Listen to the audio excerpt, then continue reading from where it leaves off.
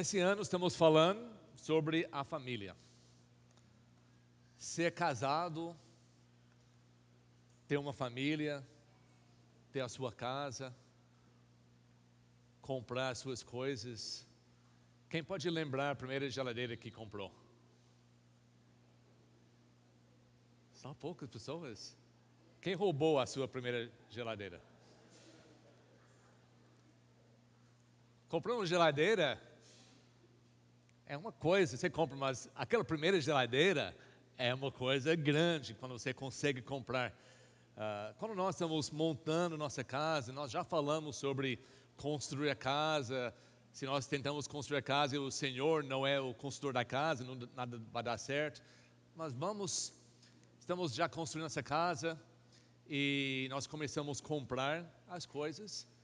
É gostoso, é uma alegria, traz alegria quando nós conseguimos comprar nossas próprias coisas para a nossa família. É gostoso ter crianças para poder comprar coisas. Não estou falando sobre riquezas, coisas muito além de normal, mas coisinhas. Traz uma alegria, um gozo de comprar, de ter as coisas. Coisas simples como água. Você já pensou, você entra na sua casa, alguém não tem água na sua casa? Todo mundo tem água. É gostoso, você vai na torneira, abre na cozinha, tem água. Antigamente era muito difícil ter água. Era muitos anos no meu tempo, claro, né? Mas talvez alguns aqui lembrem, não vou falar. Mas ter água na sua casa, em qualquer quarto tem água. É muito gostoso, é muito bom ter essas coisas que ajudam-nos em nossa casa. Você entra na sua casa, está muito escuro, você toca um interruptor na parede e tem luz. É muito bom. Quantas vezes nós paramos e pensar como é bom ter as coisas que nós temos? É uma alegria, é uma felicidade. Sai no mercado, compra comida, compra coisa, talvez compra um carro, vai comprando, mas o que acaba com a sua alegria é todo mês você recebe essas coisas. Essa acaba com a alegria, né? Essa aqui até tem meu nome, sabe meu nome, meu endereço, e a conta de luz, nem sabe como chama, mas sabe cada coisinha, cada coisa que eu gasto, você já sabe. E quem é responsável por pagar por isso? Eu. Por quê? Porque eu gastei. Eu não posso dizer que, não, eu não gostei, eu não usei, eu usei. Não dá para fingir, não dá para enganar, não dá para justificar outra coisa. Eu tenho que pagar, porque meu nome está escrito aqui, meu endereço, a minha casa, e tudo que eu gastei, eu tenho que pagar as minhas contas. Essa que às vezes causa mais problemas, acaba com felicidade, quando chega as contas. É muito fácil, você vai comprar, especialmente com aqueles cartões de crédito, é muito fácil, compra tudo, mas na hora de pagar, essa causa conflitos, brigas, né? Às vezes perde a família enquanto está fazendo compras para a família, por causa do débito. Você não conhece pagar o que você gastou. Você é responsável, você é culpado, você gastou, você comprou, você fez, mas quem vai pagar? Tem famílias que entram em tanto débito que vai amontoando como aquele Monte Everest, né, que é o maior no mundo. É impossível chegar, é impossível pagar o débito que nós criamos, somos responsáveis. Não seria bom se alguém ia passar na sua vida e falar para você, me dá todas as suas contas. Pega abre aquela guarda-roupa e cai todas aquelas coisas, todas as suas contas, e entrega para alguém, ele paga. Quem gostaria disso? Todo mundo. Aqui isso não vai acontecer, desculpa. Mas quando nós falamos dessas coisas físicas que nós entendemos, todos nós entendemos, essa que eu quero falar espiritualmente. que provavelmente para a maioria das pessoas aqui, isso já aconteceu na sua vida. Aquela alegria que sente quando alguém paga essa conta que você não consegue pagar. Às vezes, pela nossa ignorância, nós chegamos a um momento que nós não conseguimos pagar o que nós queríamos. A Bíblia nos fala em capítulo 2 de Colossenses como é gostoso que Jesus pagou isso para nós. Ele veio aqui dos céus, olhou na situação de cada pessoa aqui, ele viu que nós criamos uma conta com nosso nome, nosso endereço, toda a informação da nossa vida, uma conta de tudo que nós fizemos desde pequeno, em transgressões, em multas contra a santidade de Deus, uma conta para a maioria muito grande, impossível a pagar. Em Romanos 6, 23 diz: a única maneira para pagar esse pecado é com a sua própria morte, eterna separação de Deus. Você não tem condições para pagar. E Jesus vendo todas essas condições, não somente você, mas a pessoa do seu lado, a pessoa do outro lado, todos nós aqui na terra, Jesus veio para pagar essa conta.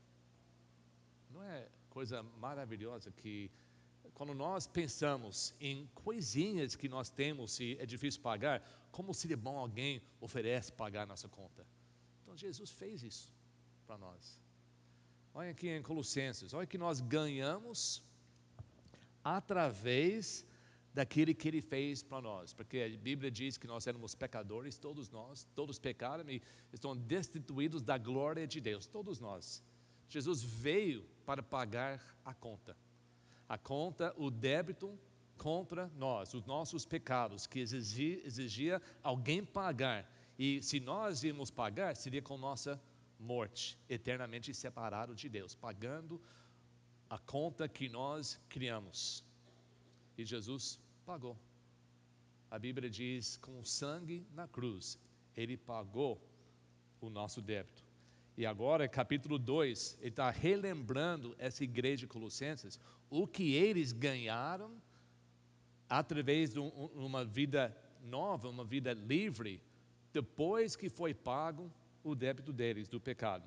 Ele diz, versículo 6, portanto assim, como vocês receberam Jesus Cristo, você recebeu o pagamento dele na sua vida, ele quitou os seus pecados, não precisa pagar mais. Tudo que aconteceu no passado já foi pago, esquecido por Deus, agora é uma nova vida, porque começa tudo de zero. Portanto, assim como vocês receberam Cristo Jesus, o Senhor continua a viver nele. Então tem isso. Ele pagou, Ele tirou você daquele culpa, daquele sendo escravo naquilo, porque você nunca ia pagar. Ele tirou isso de você, mas agora Ele diz, eu tirei, agora você vive em mim, para não entrar demais. Não é para agora você tem que fazer o que eu falo, porque não. Ele fala assim, vive em mim, e você vai evitar sendo escravo dessas coisas, você vai evitar pagando o preço alto dos seus pecados. Vive em mim, tem uma melhor maneira de viver. Talvez não pareça melhor no mundo onde todo mundo está querendo outras coisas que levam à destruição, mas para Deus existe só uma maneira de viver, para ser abençoado eternamente, e isso seria em Cristo. Ele diz, continuam a viver nele, enraizados, não somente passeando, mas enraizados e edificados nele, firmados na fé, como foram ensinados, transbordando de gratidão. Nós aprendemos onde? Na igreja. Por isso é tão importante ver, faz parte, ensina, aprende, todo mundo junto, para realmente ter essas qualidades. Versículo 8 diz, tenha cuidado para ninguém os escravize a filosofias vãs e enganosas, que se fundamentam nas tradições humanas e nos princípios elementares deste mundo e não em Cristo. Infelizmente tem isso. Você tem, até na parte física, falando sobre nossas contas. A gente sabe que nós temos um dever de pagar. E tem essas pessoas, essas firmas, esses lugares que vão prometer pagar as suas coisas. Me dá tudo e a gente paga, você paga uma coisa para nós. Mas aquela coisa que paga para eles não é uma coisa, normalmente demora a sua vida inteira. Você se torna escravo daquele lugar. Eles prometem coisas para ajudar você, mas não é normal, não é justo, não é verdadeiro, não é em Cristo. Espiritualmente tem muito disso. Tem muitas filosofias vãs, tem muita religião nova, tem muitas revelações novas, tem muitas coisas que prometem mil coisas, mas eles não vêm de Cristo, não vêm aqui da Bíblia. Então, não seja enganados. Ele continua: pois em Cristo habita corporalmente toda a plenitude da divindade. E por estarem nele, nós, que é o cabeça, Jesus, todo o poder e autoridade, vocês receberam a plenitude. Nós recebemos a plenitude. Quem está em Cristo tem a plenitude de Deus operando em nossas vidas. Nele também vocês foram circuncidados, não com uma circuncisão feita pelas mãos humanas, mas com uma circuncisão feita por Cristo, que é o despojar do corpo da carne. Ele nos separou do poder da carne, do poder do pecado em nossa vida. E por isso nós temos condições para viver uma vida pura, uma vida santa. Não é que todo mundo faz, porque é opção. Mas nós podemos, quando nós negamos a carne, Jesus já fez uma operação espiritual em nossa vida, nos tirando do poder dessas coisas, e nós agora temos que recuperar a nossa vida nova, de não cumprir novamente as coisas antigas, para manter a nossa pureza. Versículo 12 diz: isso aconteceu quando vocês foram sepultados com Ele no batismo, e com Ele foram ressuscitados, mediante a fé no poder de Deus, que ressuscitou dentro dos mortos. O nosso batismo, fisicamente nas águas, demonstra aquela operação espiritual que foi feita em nossos corações quando nós cremos nele. Fomos nele, batizados nele, entramos nele. E tudo que nós fazemos, a razão de viver deve ser por ele.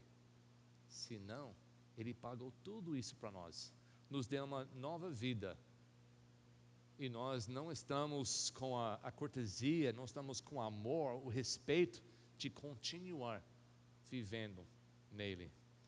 Essas contas às vezes acabam com as nossas vidas.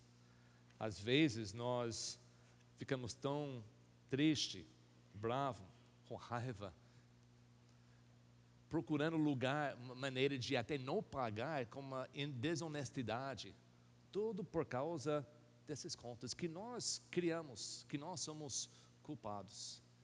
É tão bom quando nós podemos pagar tudo. Imagina viver sem dever ninguém nada. A Bíblia diz que nós devemos viver assim, e só dever o amor para o mundo. Mas é muito difícil. Mas vocês sabem como você sente quando tem uma coisa em cima de você, um pagamento que parece impossível, de repente você consegue pagar. Aquele alívio, aquele paz que sente. Essa que nós devemos sentir todos os dias. Essas coisas temporais vão sair, vão passar. E vai ter outros problemas, mas o que Jesus fez para nós é eterno. Às vezes nós pagamos por coisas que nem temos mais. Lá na escola nós compramos no começo do ano várias coisas, e eu comprei 2 televisões, coloquei no berçário, e poucos meses depois alguém entrou, quebrou, roubou, levou as 2 televisões. Eu estou pagando hoje para televisões que não tenho. E às vezes isso acontece. Mas o que Jesus fez para nós não é em vão. É tudo válido. É todos os dias da nossa vida tem valor. E nós temos que dar graças para Ele. Nós temos que entender o sacrifício que Ele fez para tirar o nosso dívida, para que nós possamos ter o que Ele nos deu aqui nessa primeira parte de Colossenses. Ele te deu a plenitude de Deus, uma coisa que era impossível receber ou comprar, mas Ele nos deu por causa do seu amor. Agora Ele está avisando que além das coisas do mundo, além dessas filosofias vãs, nós vamos enfrentar informações e ensinamentos religiosos que parecem ser puros, parecem ser coisas de Deus, porque usa o nome de Deus, mas não são. Em seguida, esses ensinamentos, eles ficaram fora de Deus, não são de Cristo, e eles vão nos roubar de chegar a receber o galardão de Deus. Nessa época, quando Paulo escreveu para a igreja em Colossos, ele estava passando momentos difíceis.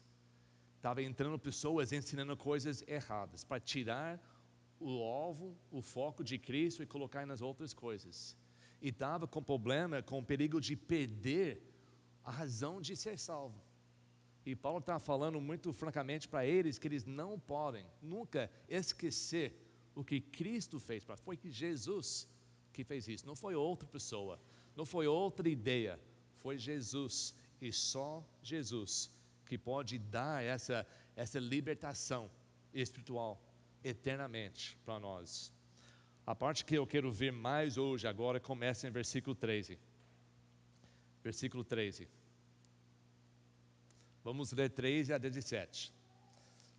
Quando vocês estavam mortos em pecados, está descrevendo todos nós aqui antes da nossa salvação. Pode ser que ainda tem pessoas que não receberam Jesus, não arrependeu do seu pecado, não confiou nele como seu Salvador, não entregou a sua vida para ele como o seu Senhor, para permanecer nele, para obedecer o que está escrito aqui. Talvez você está aqui hoje e ainda não tomou essa decisão, então ainda está morto em pecados e na incircuncisão da sua carne. Deus, o que Deus fez? Os vivificou com Cristo. Ele os perdoou todas as transgressões e cancelou a escrita de dívida que consistia em ordenanças que nos era contrária. Ele a removeu, pregando-a na cruz, e tendo despojado os poderes e autoridades, fez deles um espetáculo público, triunfando sobre eles na cruz. Portanto, não permitem que ninguém os julgue pelo que vocês comem ou bebem, ou com relação a alguma festividade religiosa ou celebração das luas novas ou dos dias de sábado. Essas coisas são sombras do que haveria de vir. A realidade, porém, encontra-se em Cristo. No Antigo Testamento, o povo de Deus, os israelitas, o povo escolhido de Deus, caminhando para entrar na terra prometida, para receber o galardão de Deus, foram libertos da escravidão em Egito, indo para lá, começando o caminho. Deus para todo mundo, vai para um monte e diz: eu vou te dar os meus mandamentos, eu vou te falar como vocês devem se comportar. Eu paguei tudo, eu livrei você, libertei você, agora vai me seguir para receber o galardão. Moisés subiu lá em cima, ele recebeu os 10 mandamentos e um monte de leis. Nós podemos ler no livro de Êxodo, Levítico, Deuteronômio e até no Números, fala sobre essas leis, centenas de leis, de cerimônios, de dias santos, de festas santas, de muita coisa que eles tinham que cumprir. A não cumprir significava muitas vezes a morte física. Eles tinham que obedecer exatamente agora. Você quer me seguir? Quer receber o que eu tenho para você? Então, as condições, vive segundo as minhas ordenanças. Parte todas as coisas, ele diz aqui, eram sombras de Cristo.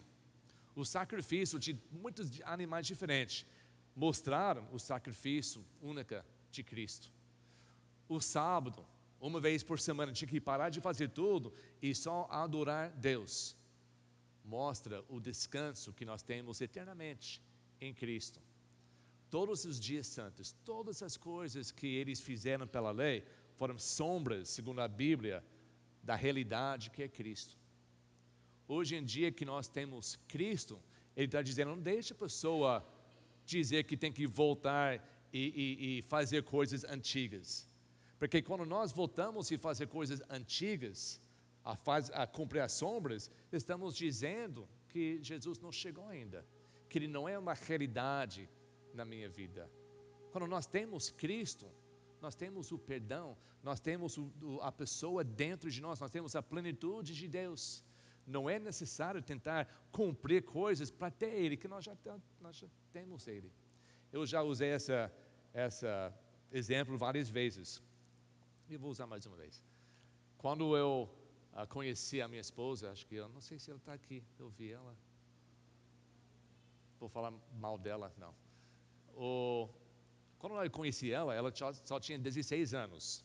Eu tinha 9, mas outra história. Ela só tinha 16 anos, né? E eu conheci ela lá em Texas. E a família estava, o pai dela era missionário, estava voltando para o Brasil. E eu conheci ela só há pouco tempo. E o dia antes que eles voltaram, eu estava lá com desculpa de ajudar eles nos últimos dias para pegar as coisas, para levar, então eu fiquei com ela, né, e nós fomos fazendo aquelas últimas coisas. E uma das coisas era pegar os fotos de passaporte, né, para entregar lá no aeroporto. E pegou e sobrou eu fiquei com essa foto dela de passaporte. Eu tenho até hoje, né, esse tamanho. E ela foi embora e por um ano ela ficou em São Paulo, eu em Califórnia, depois Oregon, quando eu estava fazendo o seminário. E nós mandamos cartas uma vez por semana. Eu escrevia uma vez por semana, ela cada mês, eu acho, mais ou menos. Mas eu mandando cartas e eu fiquei sempre com aquele foto, né? Por um ano. Depois eu viajei para o Brasil, nós ficamos noivos e depois 2 semanas voltei, fiquei estudando, trabalhando. Depois mais um ano fui no Brasil e nós casamos, depois de 2 anos de nem conhecer bem um ao outro. Mas por 2 anos eu fiquei com aquele foto. A única coisa que eu tinha dela era essa foto. Depois nós casamos em São Paulo, ficamos casados nem uma semana, e eu voltei para os Estados Unidos, ela ficou mais 9 meses. Nós ficamos separados, não falo para ninguém, mas nós separamos uma vez, né, por causa de documentos, vistos e tal. Finalmente ela chegou, eu ainda só tinha essa foto. Finalmente ela chegou, né?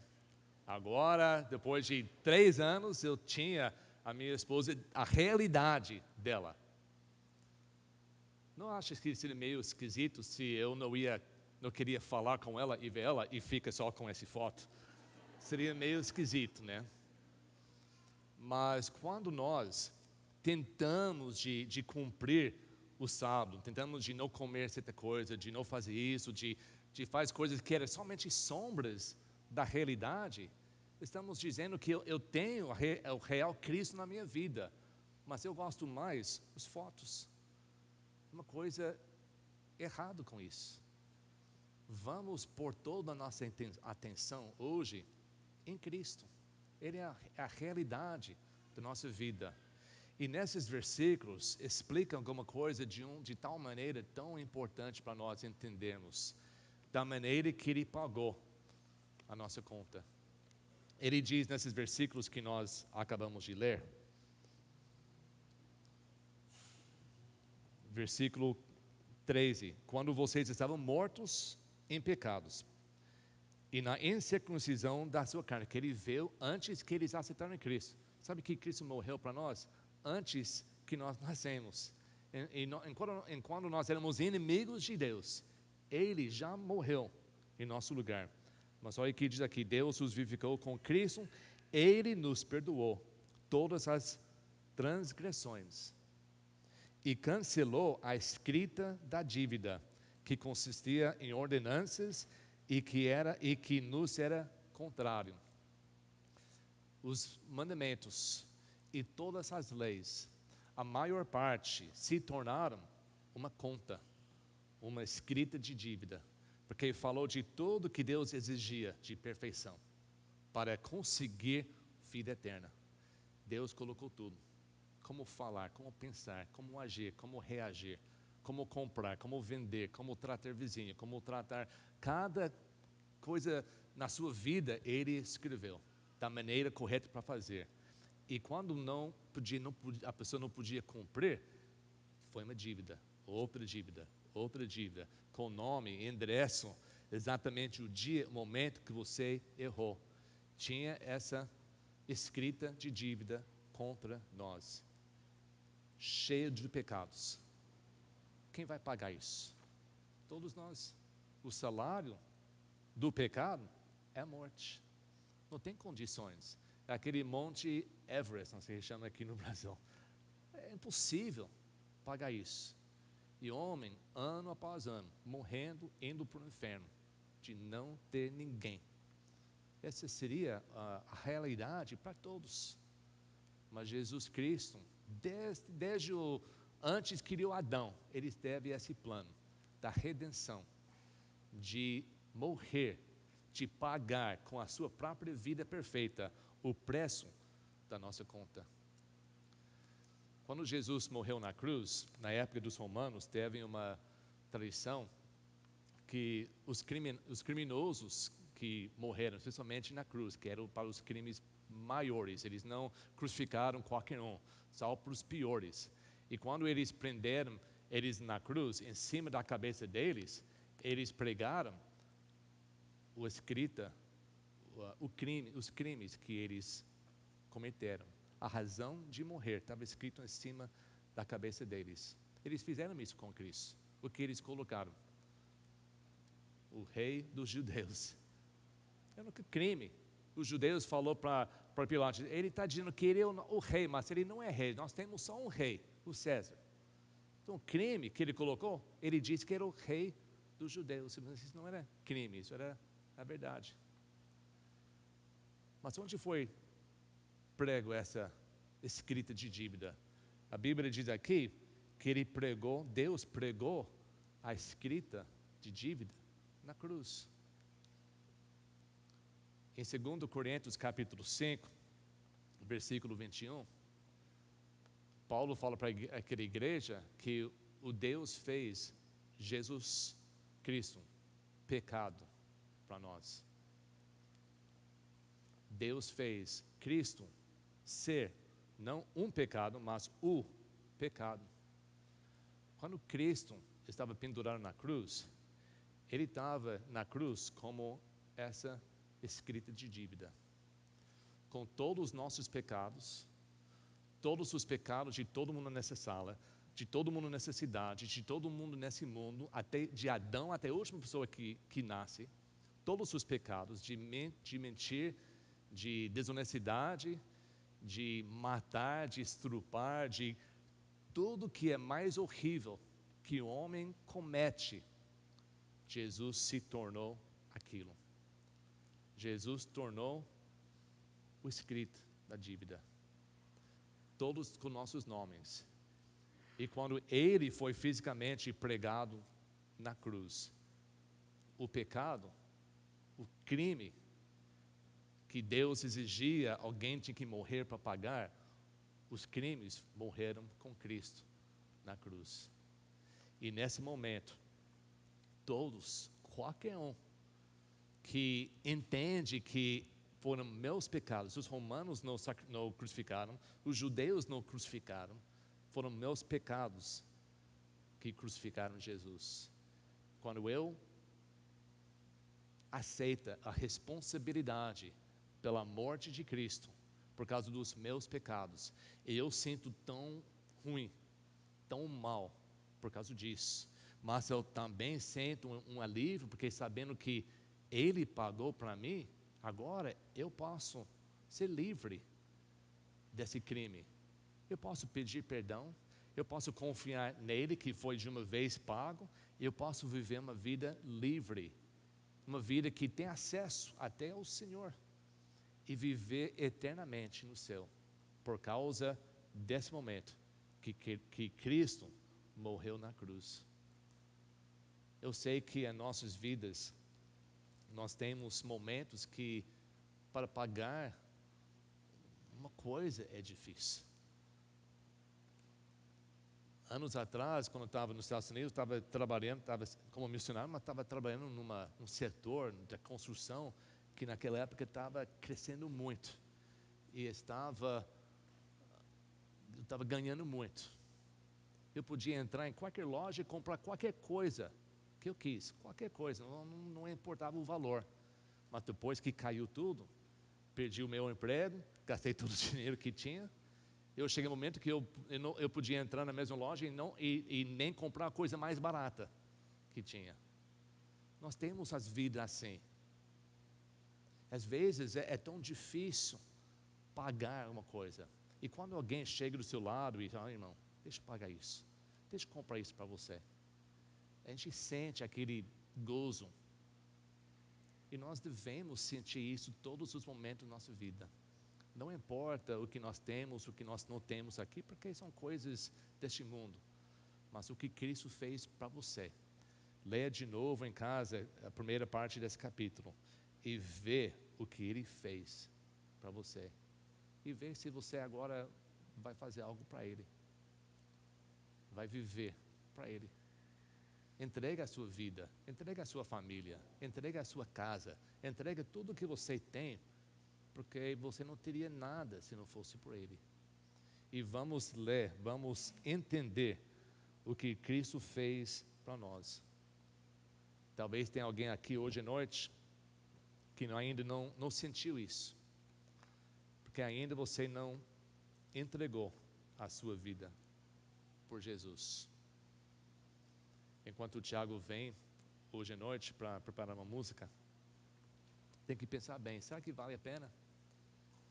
Um dia eu vou chegar, depois na minha morte, nós vamos chegar ao céu, e lá Deus vai ter uma conta de todos os seus pecados. Ele vai te perguntar, como vai pagar por isso? Você é culpado? Você cometeu todos esses aqui? É culpado? Como você vai pagar? Vai ter que pagar com a sua vida eterna, separado de Deus no inferno, porque não tem outra maneira. Porque enquanto houve tempo aqui na terra, enquanto houve oportunidade, você não fez, você negou, você deixou, achou talvez outro dia seria melhor, e talvez não chega esse outro dia. A Bíblia diz, enquanto Ele está perto, vamos buscar a Ele. Eu não sei o seu coração, não sei as suas condições, mas eu sei que todos nós éramos culpados diante de Deus, mas Jesus tirou isso. Ele tirou não somente para mim, para alguns aqui, Ele tirou isso para o mundo inteiro. E a única coisa que Ele quer é que nós aceitamos Ele. Nós recebemos isso. É um presente, é um dom. Não é de graça, é pela graça. Mas não é de graça porque custou a vida de Cristo. A Bíblia diz que nós fôssemos comprados pelo sangue precioso de Cristo. Não foi com ouro e prata, mas com o sangue de Cristo. O privilégio de estar aqui hoje à noite e cantar e louvar e aprender e ler e ensinar e pregar e ter segurança da salvação que Deus nos deu, sabendo que Ele está de verdade preparando um lugar para mim, uma mansão lá no céu. É porque Cristo derramou, gastou a sua vida para nós. Ele diz, então que você recebeu isso, permanecem em mim. Fácil. Vamos nos entregar. Vamos ficar em pé hoje à noite. Vamos ser gratos por Deus, por tudo que Ele fez. Se ainda não fez a decisão, o altar hoje à noite está aberto. Pode vir aqui, pode ajoelhar diante de Deus, você e Deus.